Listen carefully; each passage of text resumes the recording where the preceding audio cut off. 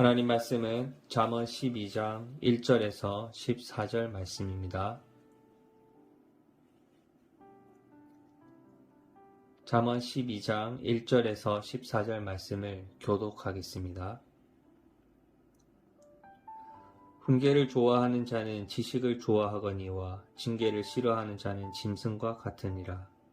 선인은 여호와께 은총을 받으려니와 악을 꾀하는 자는 정죄하심을 받으리라. 사람이 악으로서 굳게 서지 못하거니와 의인의 뿌리는 움직이지 아니하느니라.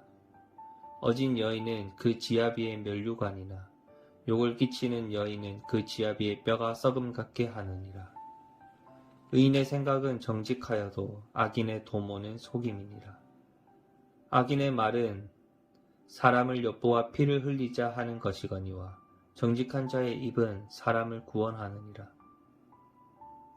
악인은 엎드려져서 소멸되려니와 의인의 집은 서 있으리라. 사람은 그 지혜대로 칭찬을 받으려니와 마음이 굽은 자는 멸시를 받으리라. 비천이 여김을 받을지라도 종을 부리는 자는 스스로 높은 채 하고도 음식이 핍절한 자보다 나으니라. 의인은 자기의 가축의 생명을 돌보나 악인의 긍휼은 잔이니라. 자기의 토지를 경작하는 자는 먹을 것이 많거니와 방탕한 것을 따르는 자는 지혜가 없느니라. 악인은 불의의 이익을 탐하나 의인은 그 뿌리로 말미암아 결실하느니라. 악인은 입술의 허물로 말미암아 그물에 걸려도 의인은 환난에서 벗어나느니라. 사람은 입의 열매로 말미암아 복록에 족하며 그 손이 행하는 대로 자기가 받느니라. 아멘. 언어는 하나님이 우리에게 주신 최고의 선물입니다. 우리의 삶에서 대화는 끊이질 않지요. 칭찬은 고래를 춤추게 한다는 말이 있습니다. 많은 대화 중에서 그만큼 누군가가 이 대화를 통해서 선한 말을 통해서 힘이 되어주는 말을 통해서 그 사람에게 선한 영향력이 미칠 수 있다는 뜻이지요. 미국 상원 도서관에 가면 세계적인 지도자 아브라함 링컨의 유품이 보관되어 있습니다.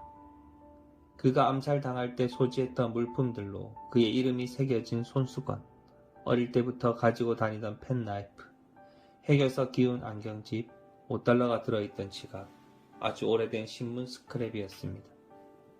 사람들은 일국의 대통령이던 그의 청빈한 삶을 보며 많은 감동을 받았습니다. 그 가운데 사람들의 눈길을 끄는 것이 있었는데 바로 스크랩했던 신문, 바로 설교문이었습니다. 설교문 가운데 이렇게 아브라함 링컨을 칭찬하는 문구가 있었습니다. 링컨은 당대의 가장 위대한 사람이다. 링컨은 강한 지도자였다. 남북전쟁을 승리로 이끌어 짐승 취급을 받던 노예들에게 자유를 준 아주 강인한 지도자다.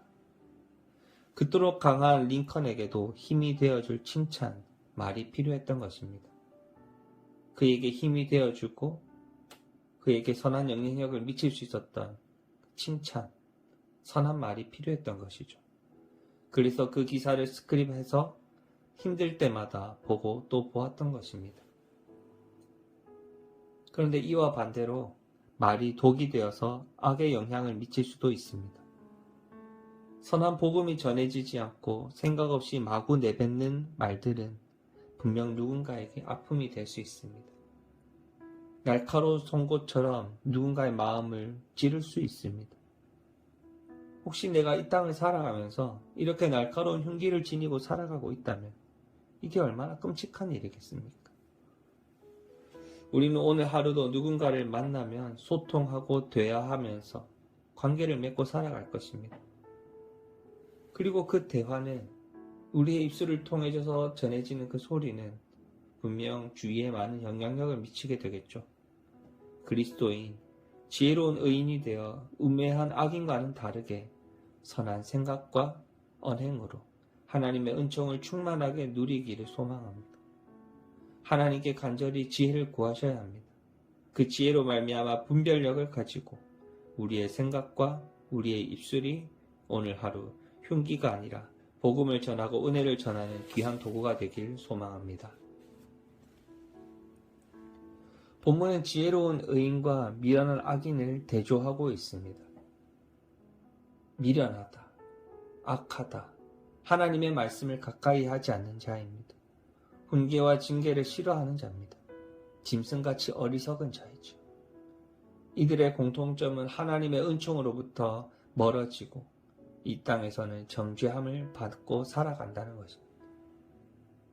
하지만 의인은 악인과 다릅니다. 의인, 하나님 말씀에 순종하는 자, 하나님의 말씀을 따르는 자, 하나님의 말씀에 귀 기울이는 자는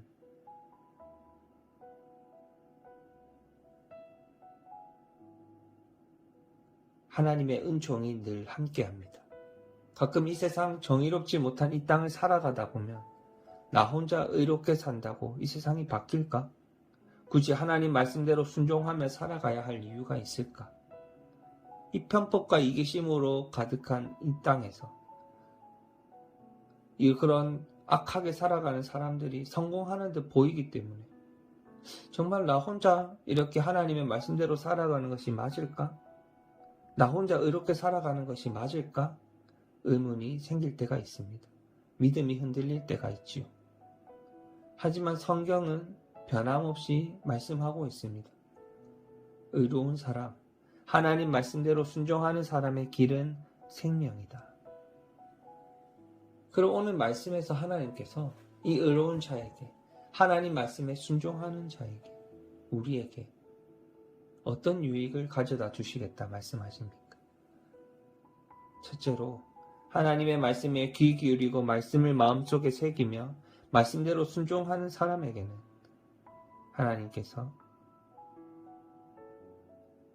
평안함, 견고함, 안정감을 약속하셨습니다. 뿌리를 깊이 내린 나무처럼 어떤 풍파에도 세상의 어떤 유혹에도 넘어지거나 부러지지 않을 것이다 말씀합니다. 하나님을 온전히 바라볼 때, 하나님의 손을 꼭 붙들 때 흔들리지 않는, 넘어지거나 부서지지 않는 평안함을 하나님께서 약속하신 것이죠. 두 번째로 하나님께서는 그 의로운 한 사람을 통해서 하나님 말씀에 순종하기 위해 지혜를 구하고 기도하는 그 한 사람을 통해서 그 가족에게도 하나님의 긍휼하심이 함께 할 것이라 말씀합니다. 의인은 보호하고 살리는 말을 하며 하나님께 인정받고 사람들로부터 칭찬과 존귀를 받을 것입니다. 그러니 허세를 부릴 필요 없습니다. 정당한 땀의 결실을 삶 속에서 맺어가야 합니다. 의롭게 살 때 깊은 뿌리로 말미암아 실한 열매를 맺어갈 것입니다. 속성으로 키워 모양만 낸 열매에 현혹되지 말고 정직하게 뿌리 내리며 하나님 말씀대로 순종하며 살아가야 하는 이유가 바로 여기에 있는 것입니다. 불의한 방식으로 손쉽게 이익을 추구하는 사회에서 하나님 말씀에 순종하는 삶을 살아가는 것이 참 힘겹습니다. 쉽게 열매를 보여주지 못하는 일에 매진하고 힘써야 할 때 많은 인내를 요구하기도 합니다. 그럼에도 열매를 맺게 하시는 하나님을 믿고 살아갑시다. 그럼에도 하나님 말씀 앞에 바로 섰을 때 하나님이 부족함 없이 가져다 주시는 유익과 가치를 확신함으로 이 땅을 믿음으로 살아가시는 하나님의 자녀가 되시기를 소망합니다. 이 시간 기도하실 때에 하나님께 지혜를 구하기를 소망합니다. 그 지혜로 말미암아 분별력을 가지고 우리의 생각과 우리의 입술이 오늘 하루 복음을 전하고 은혜를 전하는 귀한 도구가 될 수 있도록 기도하길 소망합니다. 또 기도하실 때에 이 땅에서 하나님의 말씀에 순종하는 삶을 통해서 세상에 선한 영향력을 끼치며 살아갈 수 있는 귀한 하나님의 자녀가 될 수 있도록 기도하길 소망합니다. 마지막으로 주일 예배를 위해서 기도하겠습니다. 내일은 거룩한 주일입니다.